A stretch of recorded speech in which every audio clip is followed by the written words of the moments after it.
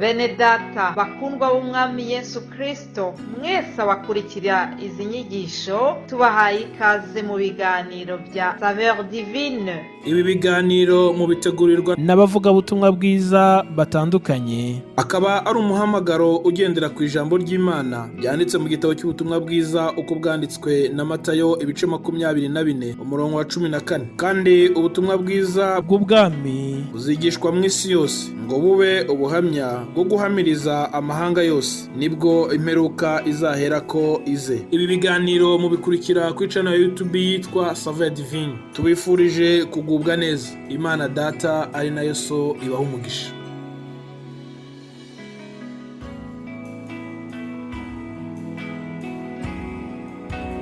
Yesu ashimwe cyane bene data, ngiye basuhuza ni Pasiteri Louis Gihana mu kiganiro Saveur Divine. Uyu munsi turaganira ku ijambo rivuga ngo Umwami Imana ntashaka ko urimbuka, ahubwo arashaka ko wihana. Reka dusome ijambo ry'Imana dusanga mu rwandiko rwa 2 rwa Petero igice cya 3 n'umurongo wa 9. Haragira hati: Umwami Imana ntitinza isezerano ryayo nk'uko bamwe batekereza yuko iritinza, ahubwo itwihanganira, idashaka ko hagira n'umwe urimbuka, ahubwo ishaka ko bose bihana. Ishaka ko twese twihana.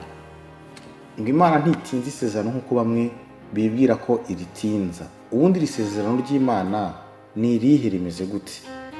Isezerano ry'Imana ni guhemba abana bayo, intore zayo ziyikorera, abakiranutsi bayo, abakozi bayo bayikiranukira, bayubahisha mu mirimo yabo. Iryo ni isezerano rya mbere ry'Imana. Kubo bireba rero babumva yabikora vuba na bwangu.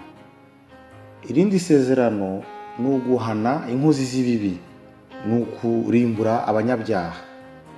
Kubo bireba kuko atari ikintu kizaba bumva byatinda. Hanyuma rero ko ayo masezerano yombi Imana yafite, yaba iryo guhemba abayikorera n'iryo guhana abayitukisha, abari mu cyiciro cyo guhembwa bo babumva Imana yabikora vuba na bwangu. Ariko Imana yo nk'umubyeyi, kuko harimo n'ikindi cyiciro cy'abagomba guhanwa, yo igatinza rero gusohora kw'ayo masezerano yayo abiri, kugira ngo n'abandi bari mu cyiciro cy'abagome bagomba guhanwa ibongerera amahirwe yo kugira ngo nabo bakire, nabo bahabwe ubugingo buhoraho. Ikabigenza gute rero? Ikagenda itinza gusohora kw'iryo sezerano ryayo, ikagenda itinza umunsi wo gusohoza igihano cyayo igomba guhanisha inkozi z'ibibi.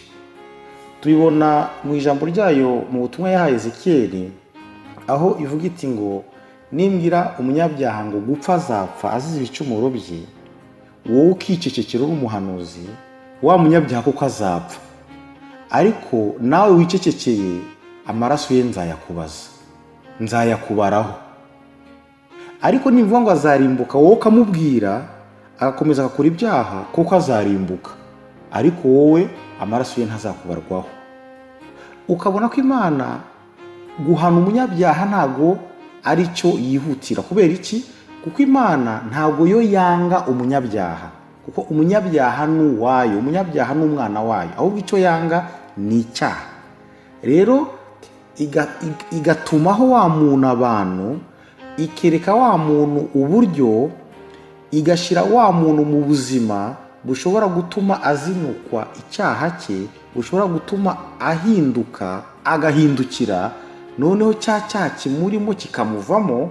Cyamara kumuvamo, wa munyabyaha wari uri mu cyiciro cy'abagomba guhanwa b'abagome, icyaha cyamara kumuvamo agahinduka umwana w'Imana nk'abandi bose. Niyo mpamvu rero Imana ivuga ati abanyabyaha bazarimbuka, ariko mbere yuko barimbuka, mwebwe bahanuzi mubambwirire, mwebwe bahanuzi mubangerereho, mwebwe bahanuzi mubambwire yuko ibyaha byabo naho byatukura tukutuku, imbabazi zanjye zishobora kubyeza bigasa umweru nk'ubwoya bw'intama, bigasa umweru nka sheregi, nka neje. urumva rero izo mbabazi z'Imana itumaho abanyabyaha ku bahanuzi bayo ni imbabazi zigamije kwereka umunyabyaha yuko nta shano yagushije, nta bintu yakoze byamuciye mu nzu y'Imana, aho igihe cyose azahinduka agahindukira Imana izamubabarira. Turayibona igihe Imana yashaka kurimbuza umwuzure, uburyo yabinyujije kuri Nowa akabaza inkuge mu gihe imvura itagwaga, akabikora mu mugwa, akabikora mu mujyi, abantu bose bamureba abazi inkuge nta mvura ihari, bakamufata nk'ari umusazi. Bira byose byari kugira ngo Imana itinze umunsi izasohoreraho igihano cyo kurimbuza abantu umwuzure, kugira ngo abazabona Nowa abazi inkuge bamubaze, kandi kuko baramwegeraga ese Nowa ibyo uri gukora ni ibiki? Akabasobanurira, bamwe bakabyumva abandi ntibabyumve. Igihe Imana yari igiye kurimbuza Sodomu na Gomora umuriro, bamarayika bayo batinze kwa Aburahamu uzi ukuntu yabatindije. Hati se hari ahantu mugiye kurimbura, nimusanga hari bake nabo se bazabigwamo? Akatureka da, nubwo twasanga ari umwe rwose ntabwo yarimbuka. Ariko murumva umurwa uri mu ibyaha by'abagabo baryama n'abandi bagabo, n'abagore baryama n'abandi bagore, Imana ifite gahunda yo kurimbura uwo murwa ikawuvanaho, ariko ikabivuga ngo muri uwo murwa utyo naho nabona umukiranutsi umwe wonyine, ntabwo umurwa nawurimbura, ahubwo uwo mukiranutsi we yabanza akarokorwa.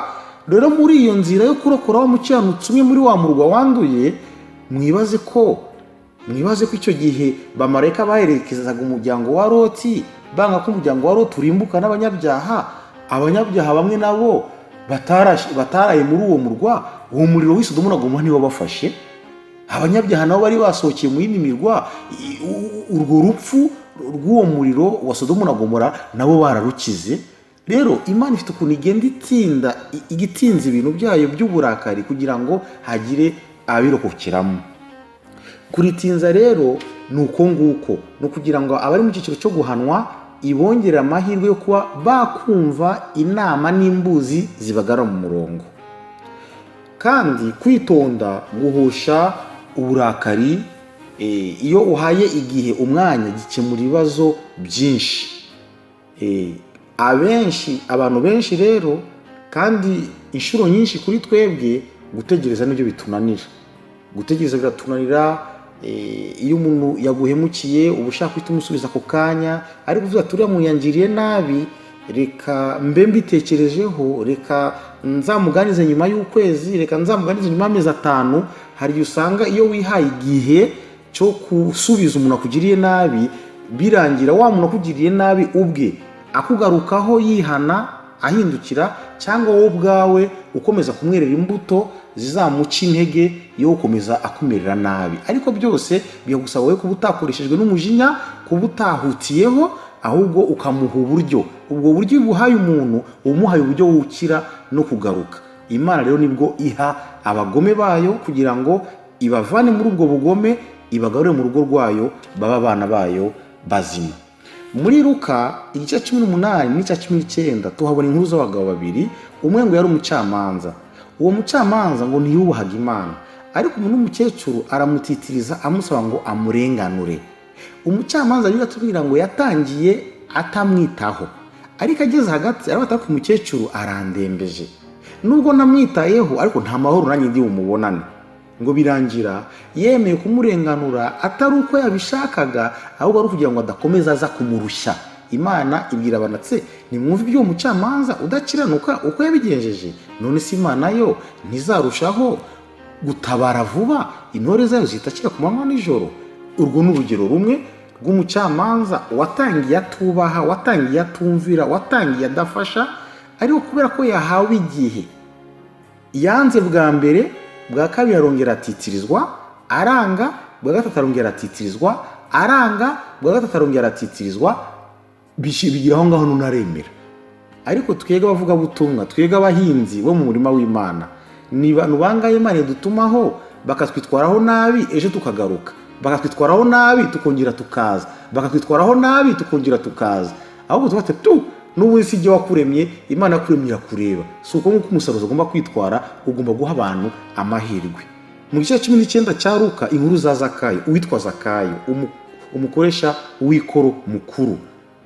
Icyabanje ni iki? Ni ugukizwa kwiwe cyangwa ni Yesu kumusaba kumusura kujya gusangira nawe mu nzu? Yesu yabwiye Zakayo, ururuka mu giti, uyu munsi birankwiriye gucumbika iwawe. Abantu barabyivovotera bati, dorere agiye gucumbika ku munyabyaha. Yesu yagiye gucumbika ku munyabyaha mbere yo ku munyabyaha akizwa. Haleluya! Yesu yagiye gucumbika ku munyabyaha mbere yo ku munyabyaha aba umwana w'Imana.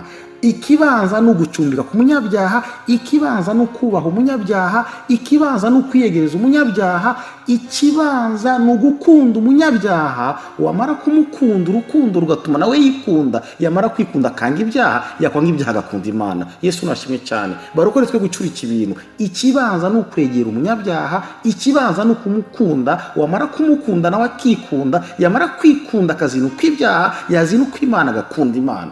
Dusenga Imana rero kugira ngo tudacurika ibintu, ahubwo twiyegereza abanyabyaha, tubabwire urukundo rw'Imana rutuma bikunda. Kwikunda bibatere kwanga ibyaha, kwanga ibyaha bibatere gukunda Imana.